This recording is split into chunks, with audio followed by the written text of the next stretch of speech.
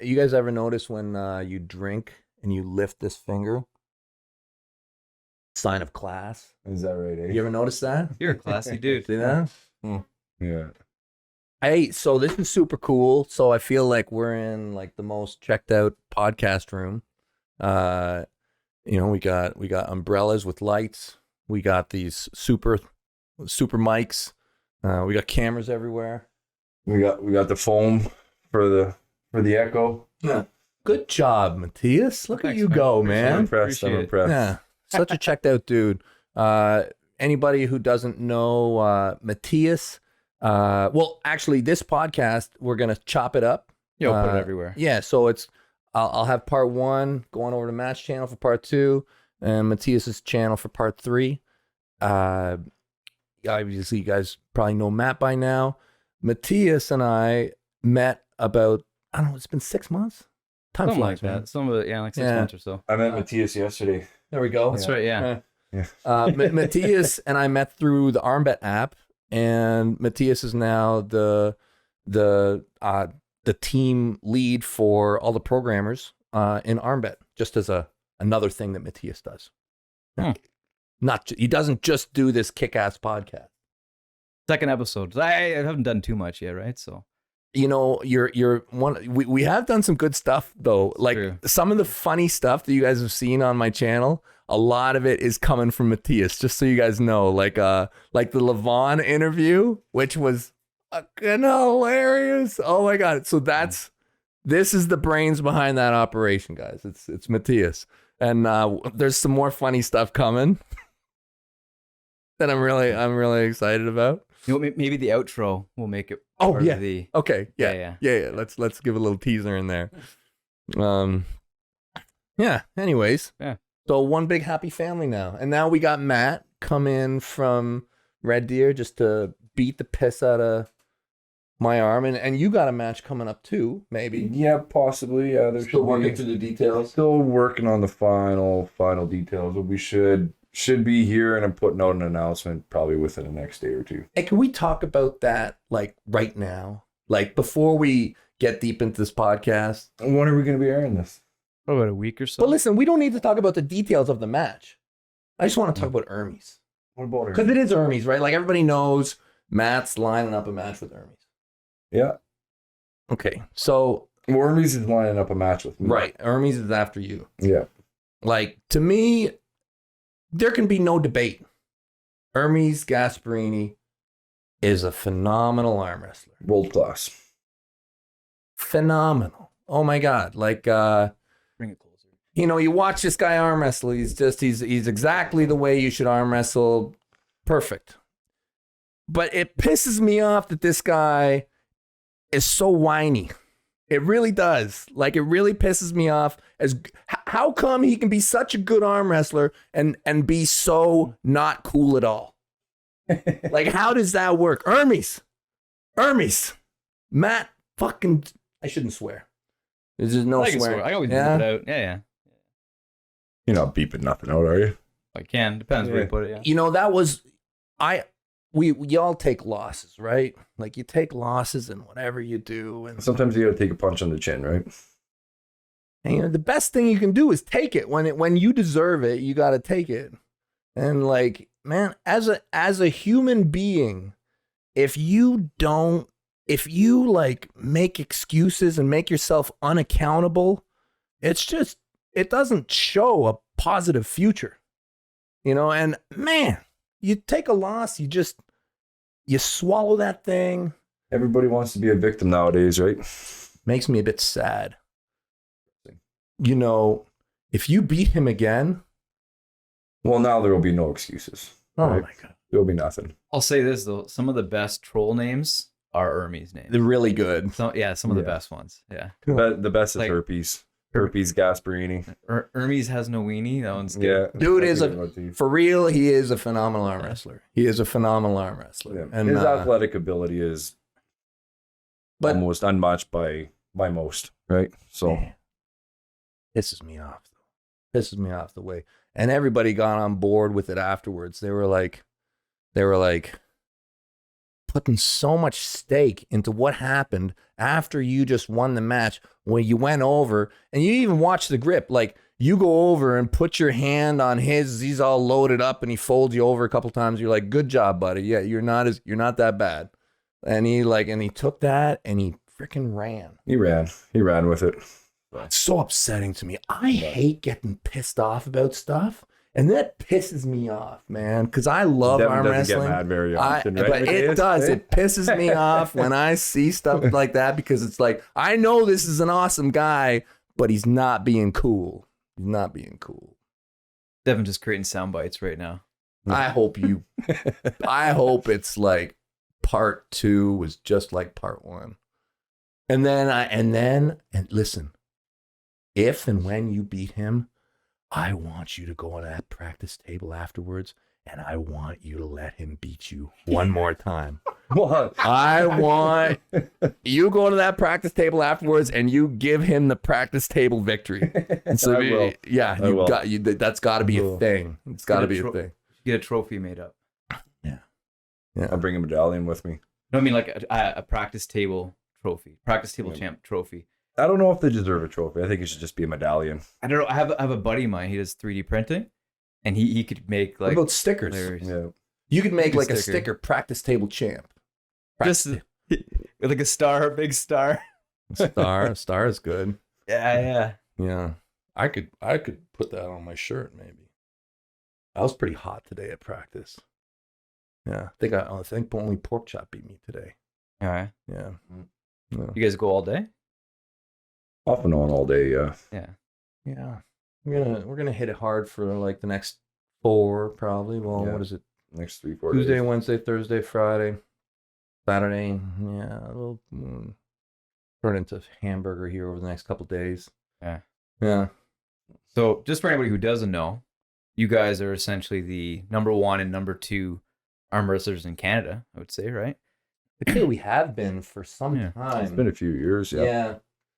Yeah, so Matt and I met about 20 years ago. 21 years ago. 21 years ago, yeah. So Matt was just 2000. Just a 14-year-old boy walking into the bar. And I was 18. So he was 18. So 14 plus 4. And me being, I don't know, what was I, like 23 at that time? What I thought you were like 29 or 30, something like I had a big full beard and, all sorts of scars and just like that. Yeah. Wasn't quite like that. Is it? That's the exaggerated version. Yeah. So, pretty good. Because we all know Devon can't hit, so pretty good. Back then I was a bit faster. You were faster, yeah. Back but you're then, also a lot thinner too. Yeah. I was thinner, faster. You're lean, mean. Yeah. Yeah, carrying around about 3.5% body fat. God damn, what happened, man? Yeah, you let yourself go. I really let yourself go. Jeez. So where was this? Where'd you guys have your first match? That was in Big Luke's, North Bay, 2000 Provincials, Ontario. Okay. That's when that was. Was that the first time? Because there was the Collingwood tournament. That was about a month and a half prior. But I never competed with you. You ended up beating. That was the first tournament that you beat Mike Gould. But we pulled afterwards, right? No, we never did pull that day. It wasn't. It was after provincials. After provincials, we ended up pulling. Yeah. Well, that better. You should never get old, people.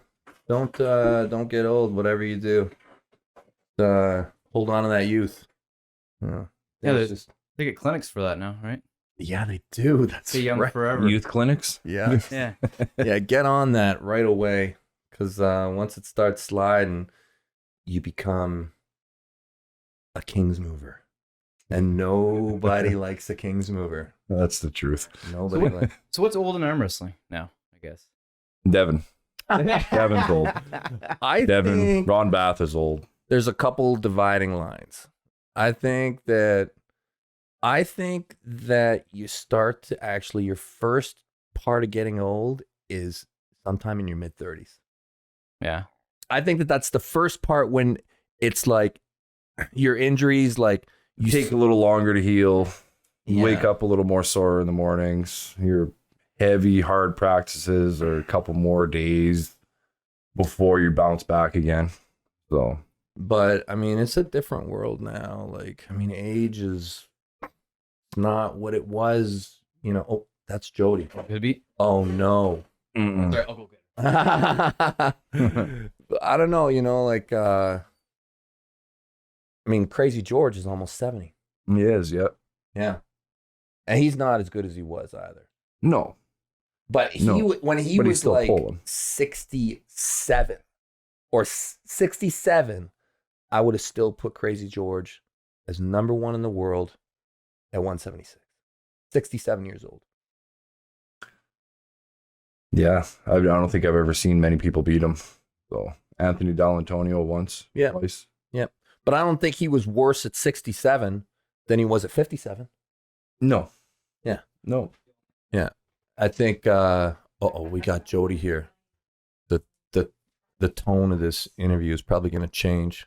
She always gets really aggressive with stuff and kind of starts to get. Oh, what we got? What's that sound? That was just for you. Hey, Robert. Hi. We just starting to talk about stuff. So, did we have a bunch of questions that people wanted to ask us today? Well, why don't we bust them open and get on some, so we get out of my incoherent rambling about nothing. Hey, I just totally destroyed Matt and Matthias That doesn't surprise me. Oh wait. at a Bubble Bobble video game. Bubble. Yeah. Yeah. Yeah. Apparently, he's got like 3,000 hours. Yeah. Is that He's playing this game. Is that 90s? Yeah. Bubble? Yeah, Uh-huh. 90s? Yeah. Yeah, that'd be early Yeah. 90s, I think. Yeah. Yeah. I can't lose at that game. Congratulations. Give Thank me you. a week. I'll crush you. No. Crush you. No, it's impossible. I got money on him. So For what one, you guys might want to get tight as possible to the mic. hey, just so you one know. thing that is kind of neat that Hi, we Mike. share is you were taught basically by the same guy that I was taught by. Not the same guy. Well, The brother. Yeah, The kind brother. of the same though. Yeah. Dion Aaron? Dion. Right. Dion Lagelle was yours. Yep. Aaron Lagelle was mine. And Kind of took underneath Dion my wing. taught Aaron. Did you know that? Yeah. So Dion taught Aaron, and Aaron took it to like some crazy level. Yeah, his technician ability was Yeah, he was way like up someone there. I've never seen. Yeah. So But Dion was like really fundamental. Like, did you ever meet Dion? yeah, I've met Dion a few times. When you met him, how old were you? I was 39. Oh, so okay, so okay. So that was about 8 months ago. oh, really? Wow, so you just met him. Yeah. Oh my god. So is he still strong? Yeah, he's older now, right? He's older. He's been out of the game, but he's still got Old man strength? the Yeah. old man strength, just the fire, the Because when snap. I met him, His transitions are still just as quick as back in the day. I used to watch videos that Aaron used to send me from him all the time. he's ridiculous. Yeah. Still to this day, I don't think I've ever met a human being that was as fit as Dion Langell when I knew him. He was pretty ripped, eh? It's just ridiculous. He was like a walking fire. Like he Mhm. was like a real life Wolverine. He was like 165-pound, just made out of steel guy. He worked faster than anybody I've ever seen. Like so we had a shop at Nausco. He was like the head of the welding shop at so he was, fixing trucks and stuff all day long. He would basically be running. That was his tempo, running. Everything was like, he was doing everything like faster than I could do it at my fastest ever tempo, like all day long. Just watching the guy was like, dude, what is wrong with you? Like, yeah, ridiculous athlete. How Ridiculous. old's the guy? So when I knew him, so I met him when I was 18, and he at that time was 32, and I couldn't do anything with this guy. And I've told this story a few times, but so when I got to Nausco, this oil field service company, I was 18, full of fire, and Piss and vinegar. and I loved arm wrestling already, but I'd never met a pro. So he was the first pro that I met, and I arm wrestled everybody in the shop. Like I was always arm wrestling people, and I could beat everybody, but every time I beat somebody, they're like, "Yeah, but you can't beat Dion." And I was like, "Fucking whatever, man. I'll kill Dion. Like, bring Dion to me, And of course, I very quickly figured out who Dion was. This 32-year-old. 132 pounds. Yeah. No. He was He like wasn't very big. 165. So- But he his arms were like probably the size of mine now. On a 165-pound body, and just only muscle. Mhm. And finally, after me pestering him for like 2 months, he agreed to arm wrestle me. You know this story? No, I don't think I heard the full story. So he agreed to arm wrestle me, and he just completely killed me.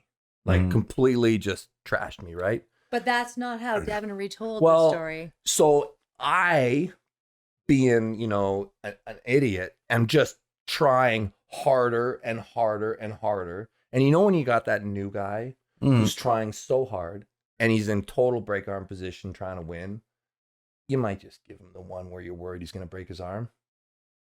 You ever been like that? Yeah. Right, so that's me. So he gave me that one. So he gave me one where he thought I was going to probably break my arm. Anyway, so the next day I told everybody that I wrecked him. Yeah. And it got back to him. And, pretty quick. And, yeah, so he didn't like totally humiliate me or anything. He was just like, you should really not tell people stuff like that. And, kind of made me feel a bit bad about it. Everybody knew I was Full of shit. fibbing anyways. But he saw something in me and he used me as a punching bag for like a few months. Yeah, taught me how to. He was the guy who started me on like proper arm wrestling. Yep. Yeah. And then I met Aaron. Yeah. Went to a tournament with Aaron and Dion within like 2 weeks of that. Like before we even started practicing, we went to the first event. Oh, yeah. Yeah. Then Aaron came to our house, didn't he? Didn't Aaron come to our house in at Uplands and stay with us for a while? I don't remember Your anything. brain is something else. Seriously? There was the best. it- I think it was the best quote we ever got about making a plan from Aaron staying at our house. No. That's Luke Ooh, Reimer. my- See? Sorry. Whose brain doesn't work? True. Right? True. I'll eat that one. Luke Reimer. Remember Another Luke? great I remember Canadian Luke, yeah. arm wrestler. Luke Reimer. That's a guy who had so much talent. Sky Yeah. for potential. Yeah. Make a plan. God laughs. God laughs at you. This. Yeah. Yeah, Hmm. it's good. Yeah. Where's We've he never from? forgotten the quote. BC. Yeah.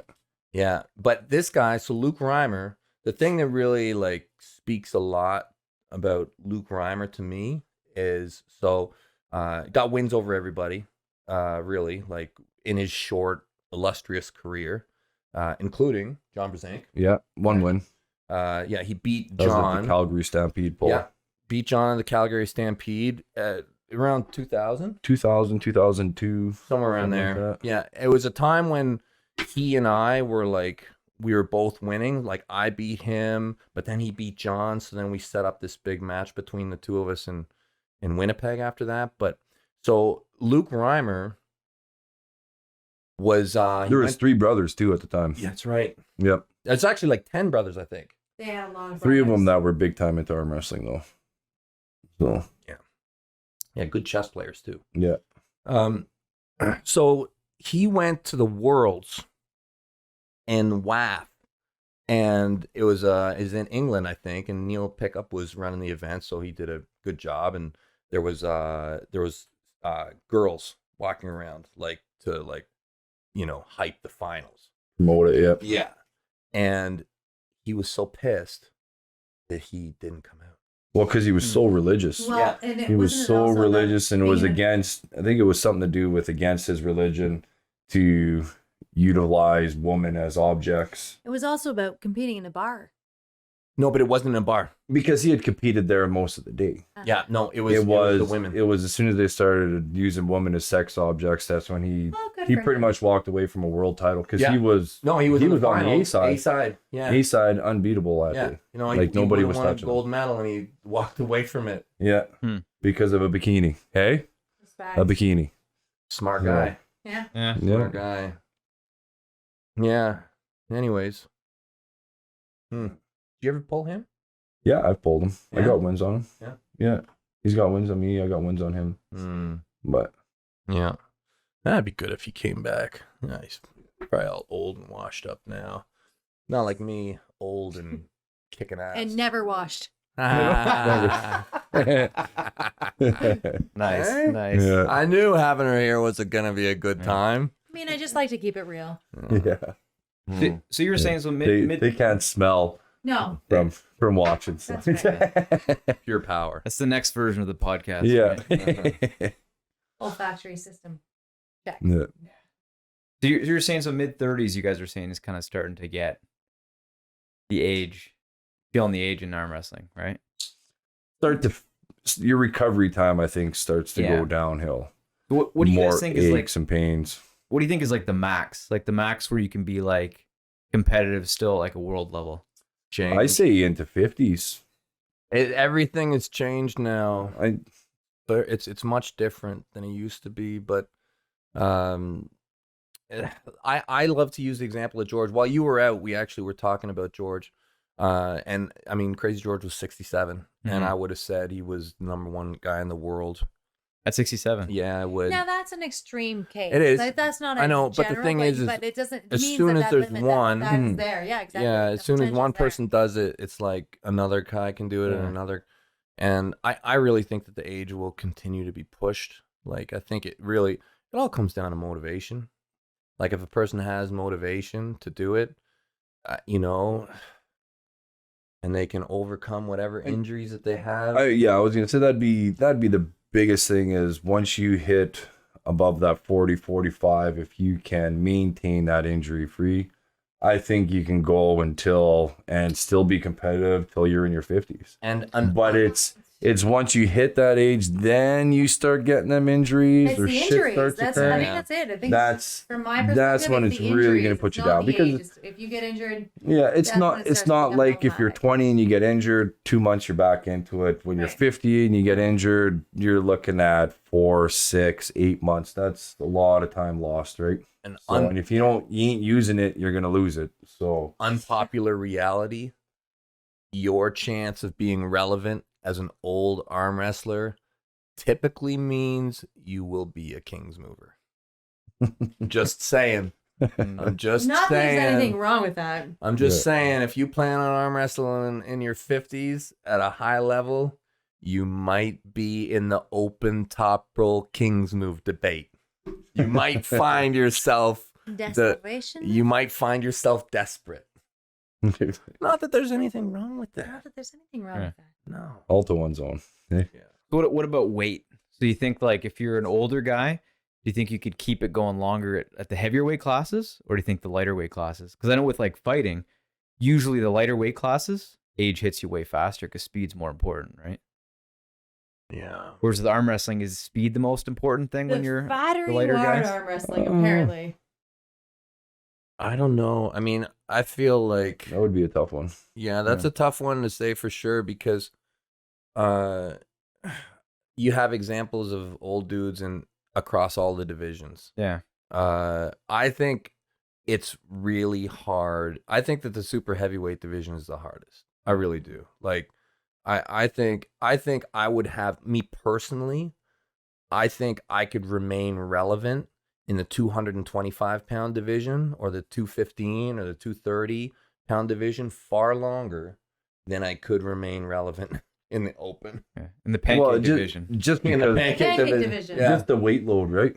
Just the weight load, bearings, and everything else that you're dealing with. It's and there's not a huge influx between the 230 and the super heavyweights, but I think there's enough. I don't know about that. There's enough. I mean, we're I'm not not sure about that. You know, there's enough where it's a lot harder on your joints and everything once Yeah, Once I you're think getting there's up a big there. difference now between the 225s and the open. I do. Like having pulled in both of them, it's a different game. Like that super heavyweight Yeah. division, like there's a lot of strength required. When you're, I think, yeah, when you're talking the top 10, Yeah. top 10. Yeah. But anything after that, it's not really too far off. No, it's not. Like, Yeah. Yeah. So So super heavyweight, there's no weight limit then, I guess, right? 0 weight limit. Yeah. Yeah. So who are some of the biggest, like heaviest guys, I guess, that are like relevant? Well, I mean, if you want to talk, Vaughn? I mean, say look at. Do you Levon. remember? Were you Fucking in? Neanderthal. Who is this? You give that guy a Not club and a heroes. fucking fur coat, he's Which guy? straight out of fucking caveman age. Levon? Oh yeah, 100%. Yeah, like he's. Yeah. So how much does he weigh? He's probably like 3 bills. Oh, I don't think he's super tall though. I think he's only like 6'1". Like he looks massive in his pictures, I know that, but I don't think he's like a monster of a man. Like I know he's thick as shit. super thick. But He's still got abs.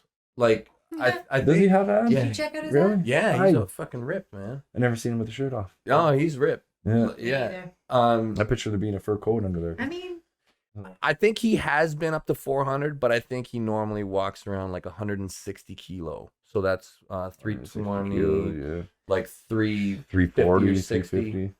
Yeah. that's still But- a big human. But the event that I like to remember, were you in? I don't think you were in Atlantic City.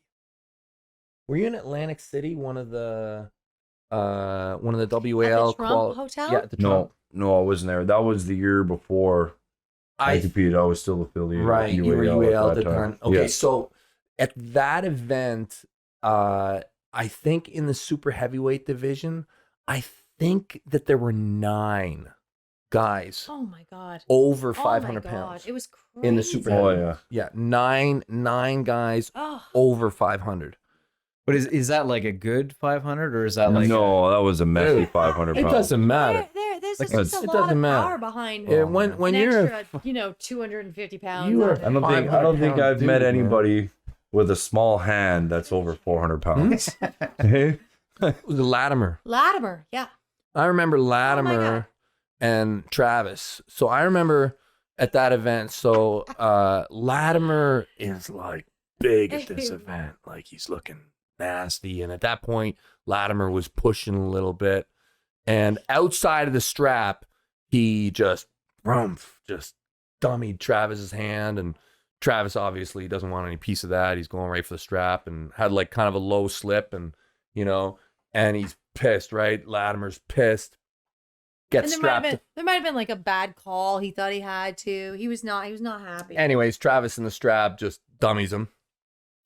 And then Latimer, like 500 pounds of like steam coming out of his nose, like raging bull is like walking around and he's kicking stuff and he's throwing chairs. And people are like, I don't want to talk. I don't want to tell him to stop. There was a very big Yeah. parting of the sea that happened as he Yeah. raged through. Yeah, when those guys like Sean Turner was Turner. There's a bunch. Yeah, he of was a guys. big boy too. There's a bunch of them there. They're all big. One day, I mean, I'm almost 500 pounds now. You're getting there. Yeah, like give me Close to 4. give me like 1 or 2 more years. You know what? You know when you watch TV and it's supposed to be like in what is it, 4:6 resolution, and it stretches to widescreen. Yeah. That's what you'd look like, I think. Yeah, Yeah. yeah. And I'd be way better. Like I'd be way better at Just his eyes will keep getting closer and closer together, eh? squishing everything. It's inevitable. It's inevitable. I think I've figured out the key to strength. So, and it involves Pancakes? Pancakes and syrup. yeah, And bacon carbs. and avocado oil. It's the macronutrient that we all need more of. Yeah. Pancakes. Some more than others, eh? You want to be happier person, just eat more carbs. I know that most nutritionists will kind of have some what do they call it? They'll be holding. Advice? Yeah, they might not really advocate this statement, but you want to be happier short term for sure. Long term, debatable. Add carbs. Yeah. And your body is not going to lie to you. Like that whole high glycemic carbohydrate, that's where the really good stuff is. Like people talk about, oh, I want like a slow burn. I want like brown rice. It's almost believable, eh? I want those yams, you know, that give me like that sustained energy. Man, you go kick back a few shots of maple syrup or like just start eating a jar of honey like Winnie the Pooh. Tell me how happy you get. Tell me how good you feel. I'm telling you, there's something to it. Nobody does that because we've all been scared. We've all been scared. Carbs are the devil. Don't do it. It'll make you fat. Yeah, fat and a beast. Fat and like strong enough to run through a wall, right? For 30 seconds. Like, Yeah, about 30 seconds. in you. Who Everything, needs more than 30 seconds? everything that's for important in anything life important in life, can be right? done in 30 seconds, right? Words to live by. Yeah. That's what I've always been told. Aim high, shoot low. Right? That's what they always told me. Yeah. Well, there was a guy on YouTube. I forget the guy's name now. He lived in like northern Alaska all by himself. And he's just, I guess, a lumberjack or whatever. This guy's yoked, like 60 years old, super yoked. And he says his secret is cold showers and honey. I believe him. Yeah. I finished believe- my shower today with a cold shower. Yeah. It activates your brown fat and shit, whatever. It's a whole thing. You should shower, your normal shower, and then finish with 30 seconds. What's your cold in the brown front. fat? It's the baby fat that was inside of you that's been in there your whole life. And it actually stimulates fat reduction. Is that a real Just- thing? Is that and You science? learn something new every day. There's something, Yeah. there's something there. Everybody knows that. Look it up. Look it up. It's Brown like I fat, think it's yeah. brown because of all the extra mitochondria in there. It's like the white fat is like your unconditioned fat, and then once you're like get into a training regime where you're like having to get warm all the time, the fat turns into like Molasses. yeah. It's got like It's also brown. mitochondria and just Molasses. starts burning. Starts burning. It's like a thermal blanket. Yeah. So you got your yogurt fat and then you're like molasses fat. Right. Yeah. eh? Yeah. Yeah, The molasses fat. yeah. It's Yeah. quick Changes burn. everything. Quick burn. Science. I love all the experiments that you can do with things like nutrition. Like I've done some funky ones over the years. Like this No. pancake thing is fun, but the wildest nutritional strategy that I've ever seen is still from this guy Paul Cohen. You know Paul Cohen? He I don't loves think I do. me. I'm Paul Cohen's favorite person on the planet. He was that guy eats moldy food? Yeah. Or something? Okay. Yeah. Yeah. Yeah. eats straight up bacteria, like he's eating like salmonella. It's just like virulent. Wolves in the park. That's all you got to know. But even Wolves before that, in the park. Devon really did a ton of nutritional experiments. And when we were in Petawawa back in 1999, he used to strain birdseed and eat it out of the strainer by the spoonful and convince me, as he was convincing himself, that it was really the best thing he ever ate. We 'cause he were thought it was broke super, though. super healthy. We were broke. I mean, we were, but still, it was like, this is the greatest. And he's like breaking teeth as he's chewing these Yeah. hard pellets. It didn't last long. No, I- it was about 3 days, but it was very, very How were the convincing shits? for those That's 3 probably what days. made it It, stop. it wasn't really what I hoped it was Just going to be. I concrete. thought, Yeah. I was like, Be if the like- birds can do it, I can You like do eating it. 3 cans of corn and taking a poop. I think it's probably a little Just more like- harsh than that. Yeah, it's just gravel and liquid, right? Oh, Don't suggest the bird seed diet. No, I wouldn't. birdseed. like Um, like pooping out a fucking pine cone. yeah. Yeah, Yeah. bologna's good too. Yeah. I mean, I guess There's like the stuff in cheapest. It's the I've been cheapest on that protein. diet. People Well, Bologna school, sandwich yeah. and chocolate milk. I think that Ooh. there's a lot of things that like are preached fried. that aren't Straight always bolognese accurate. mustard. Like, people are, I think if you ask like 99, well, whatever, most people Go ahead, give a stat. will Read what he say says. Don't um, bother researching it. non-processed, stay away from sugar, stay away from preservatives, if it's from an animal or a plant, without much refinement, you're probably, that's a good place to start. Natural food. I think but I think there's a lot to be said for processed foods.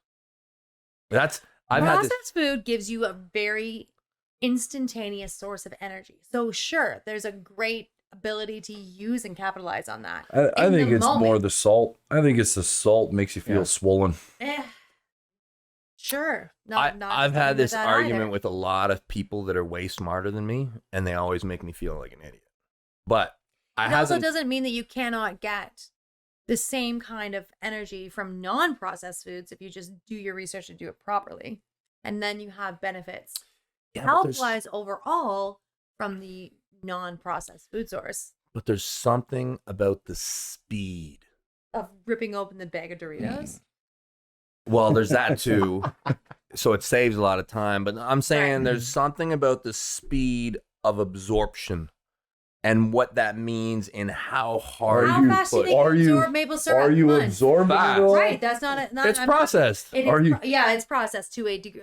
Every single food item that we get. Hold on, every single food item that we get to the majority of the food items that we get are processed to some degree. But maple syrup is going to be your least processed overall food that you're going to get. It's a more natural. But are you absorbing any of the good stuff, or are you just bypassing all the good stuff and absorbing all the junk? Well, I think that's the thing. You talk about good stuff, and I think that people are focused on what's like, you get those macros. I'm kind of stuck on carbs. It's just something about carbs. Just because he finally has allowed himself to eat them, so he's going to preach that they're good. I'm telling you, listen, I stumbled across this. When I was overseas. Devon stopped eating he wouldn't have a dessert for 5 years. Like, he wouldn't have an ounce of sugar. It's true. For a minimum and by the way, he would not have them, and anyone who had them around him was severely judged for doing so. It's true, but that was a different time. Yes, and I didn't know what I know now. When when I was on tour, sometimes we were busy and sometimes we weren't. And I remember sometimes we'd just be sitting around, and I knew that I was gonna have a workout in a couple hours, and be sitting on the couch watching TV. And I would pound back sometimes, just, I don't know why I started doing it, probably because I hated myself or something. But for whatever reason, I started to eat, I think it was chocolate bars, or hated yourself, or you like chocolate bars. Like, what? I don't know. It was like a form of for some reason I started to eat some crappy food, and so I think I started off like a full bag of chips. Like a full bag and at that time, that was completely unheard of for me. Yeah. Times have changed. My, how times change. Right. But at that time, for me to even eat chips was weird. But I'd eat a whole bag of chips. And then I'd sit there, and then I'd go have a workout, and I would have the most intense workout I could possibly have. And that's when I came up with corn-fed pumps. I was like, this is ridiculous. I could never achieve this pump with regular food, because it's somehow the speed that the corn is spreading through my body is way faster in its processed state than any healthy food that I could eat. Definitely not cancer. It's definitely just power. Man. It was pure. I was like, wow, the loss. You should try. Do you even get anything out of corn? Anything? Corn-fed pumps. Oh, isn't it just a cleaner? Dude, eat it to help clean out your intestines. It's not a real thing anymore. Corn is something that was now manufactured. I'm telling you, corn when we were kids. I thought it was just a filler. Now it's a whole manufactured thing. Yeah, it's a filler. It's not a real thing. Yeah, it's a filler and a cleaner. And I'm telling you, you get that in you. I'm telling you, you try it. Yeah, I think everybody's a little different, right? Because I know when I went to school, I had McDonald's probably about every day. And I have a buddy of mine who did pretty much the same thing. I got way fatter than he did. So I think everybody... But were you working 100%. out? Oh, yeah. I was strong. I was strong as fuck. I was probably stronger than I've ever been in my life. but I look like shit. Like if you go through my Facebook, there's some pictures where I'm like, Oh, let's That pull was- those up now, Matthias. nah, it's we're good. It's interesting though. I mean, the whole nutrition thing. I mean, Yeah. I think that nutrition, your nutrition standpoint changes depending on how long you think you're going to live.